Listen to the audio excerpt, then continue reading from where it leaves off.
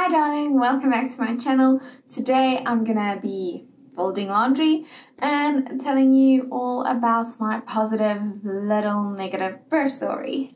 So thank you for coming, and please remember to press the like button and subscribe. It would be so great if you subscribe. So I would like to warn you that this is going to be a long video because I am going to go into detail and depth to explain my birth story. So first off, I was about 36 weeks and I went to the doctor. Baby did turn head down, but she was not down in the pelvis, into my pelvic floor yet.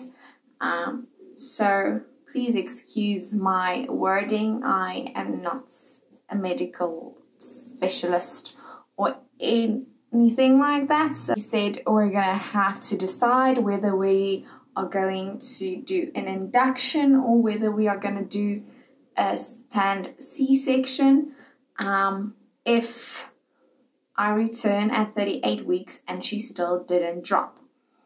So I was very sad about that because I was definitely preparing a lot, even though it was COVID and I couldn't have birth classes. I was educating myself as well as my husband and really prepping myself to have a non-medicated vaginal birth. So it was a bit saddening. It was a shock because I didn't even think that C-section would be an option. Very ignorant to think that, but anyway.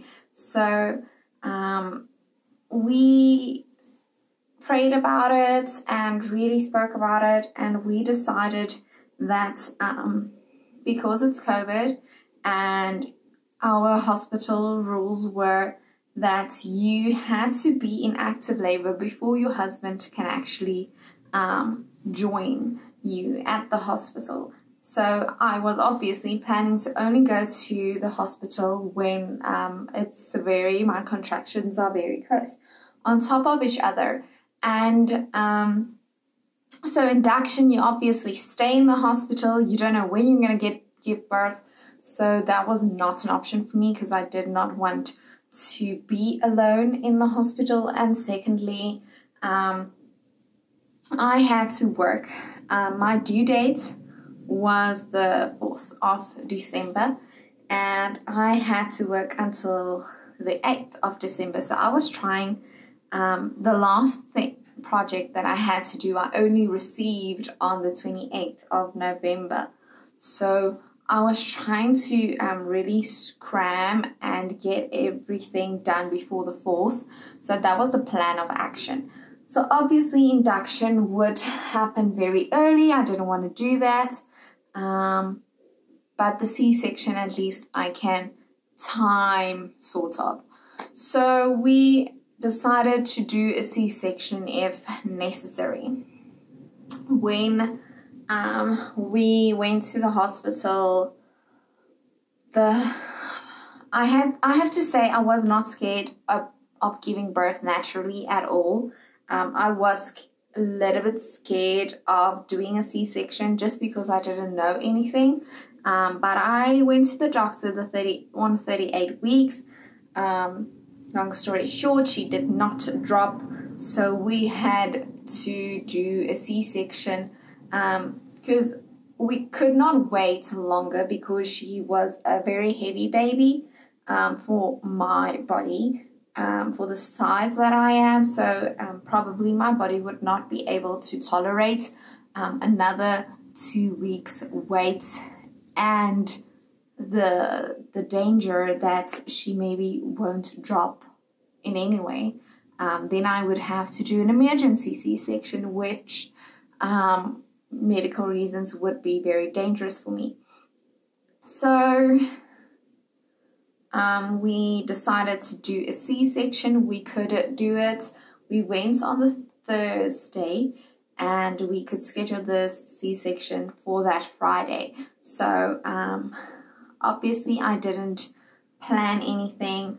My work I only received that Friday, so we decided to schedule the C-section for the next Monday, which was the 30th of November. Obviously, I wouldn't be able to finish my work, so I was planning to do my work after labor. So that was the plan. So in the hospital after the birth, I actually, I was watching Shark Tale and listening to a lot of music, and I was not sleeping. The nurses actually really, I don't know how you're supposed to sleep after giving birth. I mean, it's such an adrenaline rush. But anyway, so, and I worked in the hospital the next day. So the day after giving birth, I started working in the hospital, and I actually finished everything within 2 days, and I have no idea how, but I did it. Am I going to be able to do that ever again? I don't think so. But it's fine. I got through it. So that was terrific. So we went in on the 30th the morning. I last ate and drank the 7 o'clock a.m. If you know me at all, I am addicted to water, and I do eat quite a lot. So, but not having water was like the worst part for me. And oh yes, after speaking to the doctor, I was not afraid of the C-section anymore. The reason why I didn't want to do a C-section from the start was basically our culture. The environment that I'm in is basically, it's almost like you are weak if you do a C-section, which is a load of nonsense. And obviously I know that, and obviously I know it's stupid, and it's, don't know why that bothered me, but it did. So as soon as I prayed about it and got over it and knew that the section would be the safest route for me and baby, I was very calm about it, very peaceful, and I felt fine. So went in around 2 p.m. They only started prepping me. We thankfully were blessed enough to be able to get a private room because the hospital was quite empty. We went in, and at 2 they basically started prepping me. So gave me the medicine that I had to drink for nausea, gave me some a drip, and shaved me. Literally the shaving is, it's very weird. They're very rough, just like, it's a very weird razor anyway. But they just shave the parts where the incision is, so here basically, and then I had to put on the gown, my husband had to put on a gown, and so on. And I was scheduled to go in at around 4. So then we went in. We waited a while because they still they were busy cleaning the OR from the previous person. We were only 2 that day. And they cleaned. We went in. Then my husband had to go stay outside and wait outside, and then the anesthesiologist gave to me a spinal, and they put in the catheter, and then we had a problem. So everything was fine and positive until there. So basically what happened was I could still feel the doctor scratching me and or pinching or scratching or whatever he does to test whether you are dead or not. I could feel it, and it felt like a paper cut or like a pacer scratching me. So at first it felt really sore, and I was like, ow, flinching actually. And then they injected me with something more anesthetic or something through my drip. And they waited a little longer, and then it felt like a paper cut. And I didn't flinch because I couldn't move, but on my right side of my body I could still feel, which was scary. Then they decided to cut because obviously the anesthetic is gonna work out after a while. So he cut, and the cut actually hurts me. Not like extremely bad, like you would think a cut would hurt, but it felt like almost a razor cut. A little bit worse than that. It stinged and it burned, and I could literally feel the cut hurting as a cut, but it didn't feel as deep and as bad as it should, you know, without anesthetic. So the anesthetic did work.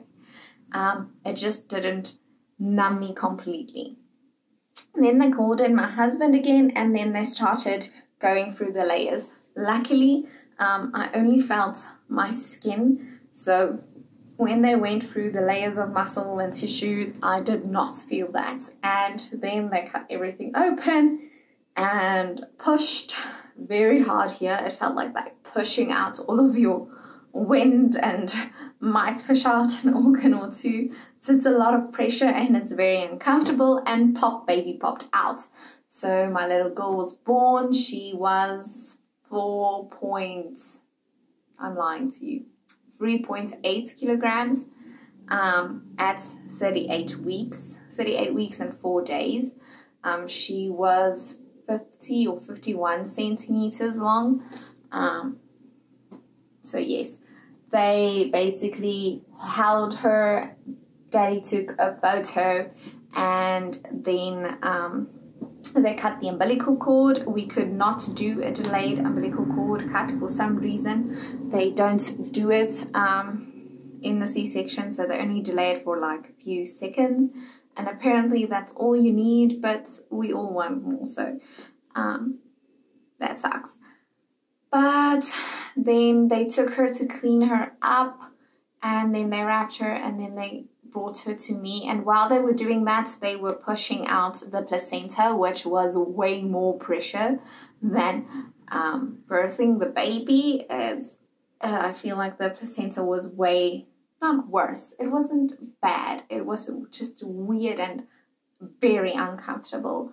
Someone pushing on your stomach like that and pulling, and they're very rough.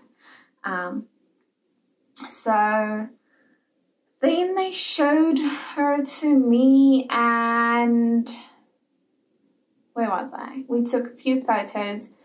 Daddy went with her to the station, wherever they take the babies, whatever, you know what I'm saying. And then they basically did her weighings and her injection or vaccine or immunization and the pediatrician checked her out and all of those things. Then I was being stitched up. While I was being stitched up, I don't know, I'm going to be very explicit basically. So they do cauterize. They burn your veins and muscles where it's bleeding, so that the bleeding stops, and that like your whole body does this. It's very weird. Your whole body just spasms very involuntarily, so that was weird. And then they basically literally take everything or just pull it closer to one another. And they're so rough.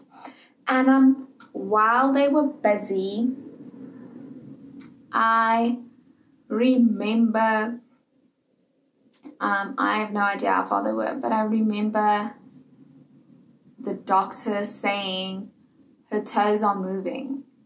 So my right side started to come back, the life started to come back while they were busy putting me back together, stitching me up. so, and he was like, faster. So obviously my brain was like, oh, you can feel again. Great, let's go there. And it really started to hurt, and obviously I couldn't get any more pain or anesthetic by that time. So it started to hurt real bad, and when they actually got to the skin, I could literally feel the needle pinch or push through my skin, break the skin, move through, and come out the other side when they do the corners, because they actually put dissolving stitches in throughout, and then they put normal stitches on the corners, and I could literally feel the needle and the thread moving on the top layers. And the anesthetic was literally holding me, holding my hands, holding my shoulders, pressing me down and going, it's okay, they're almost over, they're almost over. And I was so close to crying. I was just lying there and just, please don't scream, just don't scream, just don't scream. So that was what was going through my head, and it really, really hurt. So as soon as the doctor also somewhere in the middle said, there's too much blood, we need to hurry up. And then of course my brain's like, ah! So that was terrible. I don't know how bad the pain's supposed to be, but of the people that I've heard of and videos that I've watched, you're supposed to feel it, but it's not supposed to hurt. And it really truly hurt me. It was sore. It felt like, I don't know, it was sore. It was painful. It wasn't as painful that I wouldn't give birth again, but I would be scared, honestly. So that happened. Then they basically will you give you 2 pain blocks, wheel you out. Then they monitor your blood pressure and your heart rate for, and then they wait 50 minutes to do it again. And then I went to my room. Then when I got there, luckily my husband was doing skin to skin with baby already, so we didn't miss that moment. We were still within the first hour, and then he put her on me and she skin to skin with me. The moment I saw my husband hold her, it was weird, and I was like, wow, you know, you're like stunned. I didn't really know what to think, but it was super, super adorable. And he was a little bit awkward at the start, and he didn't know how to, I don't know. But it was super cute, and it was just amazing. Holding her myself was great, but I do have to say, the longer I held her, the more in love I got. And when I first saw her the first time, I was like, wow, she's way bigger than I thought when they took her out. So that was my first thought. Then I was like, oh, she's so cute, she's adorable. And then I'm like, she's mine. I have to keep reminding myself, she's my baby. And yeah, and the more I just held her and held her close to me and looked at all of her little fingers and her little very sharp nails and her little nose and her little mouth, and it was just the greatest experience. And it's amazing, and it's amazing to fall in love with the little itty bitty baby. And yes, the older she grows, the more I wish I could keep her small and push her back into my tummy just to have a newborn. I love the newborn stage, but I just like her and love her even more and more and more the cuter she gets. And the more she does, the cuter she is. Don't know how long that's going to last, but it's exciting and I'm so here for it. Then the nurse came and helped me to breastfeed. My baby was not feeling it. not opening a mouth, but eventually we got it. I will do a breastfeeding video separately as not to take too long today. So that was an experience. So we breastfed, then thereafter they gave me, I think, 2 more pain injections, I'm not sure. And every day after that for 5 days, they give you an injection in your tummy for blood clots. And when I went home, they actually sent me the ones that are left, and my husband did it for me, which is super easy and not painful at all. So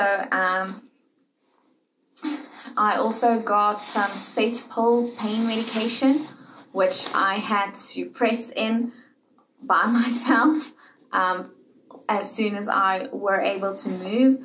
I don't think it's because they were lazy, because the first time I did call them and asked them to do it for me.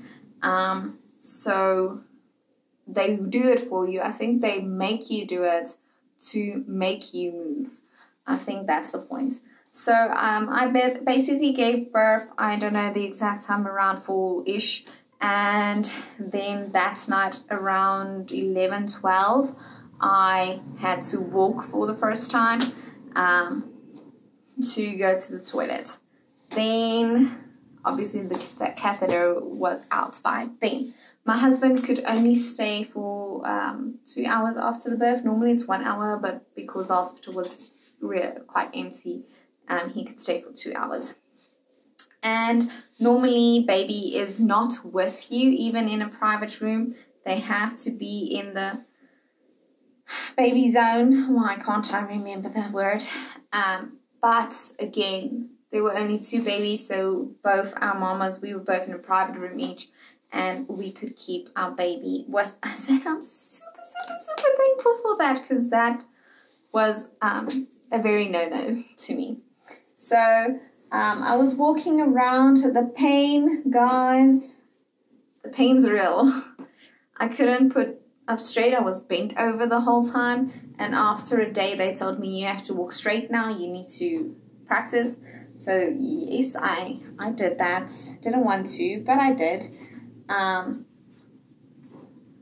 So yes, I walked, and then the next day I could walk by myself. I was walking up and down. They kept taking the baby to measure her or to dress her, and then I had to go fetch her. Again, I think they're just making me walk, because there's not a lot of to do, places to go there. And yeah, after 2 nights in the hospital, I could go home, which was great. First night at home went terrific. My baby was not a crier. She's very settled. She's still not really a crier. Very settled baby. She slept extremely well in the beginning. So she only breastfed about every 4 to 6 hours, and that's basically it. So because I don't want to make this video too long, I'm going to do my postpartum recovery also separate. If you follow me on Instagram, you can see a lot of photos that I post about my stitches and my stretch marks and all of those things, losing weight and all that. But I'll do a separate video about that. So basically, just to sum it up, my doctor is terrific. My hospital is terrific. I gave birth at Rose Park Hospital in Bloemfontein, South Africa. So my doctor is really terrific. I recommend him to everyone. My whole hospital experience was really terrific. I hated being in the hospital during COVID because it's weird and you can't see your husband, and my husband could only come visit for 1 hour every day, and then he couldn't come because he had a meeting that time, so that sucked. But the staff was great. They were amazing. They were super friendly, super helpful, super educational. Everybody I worked with, or that worked with me, actually was great. So all in all, my anesthesiologist was also great. The only really bad thing was my spinal did not completely 100% work. And that was very scary.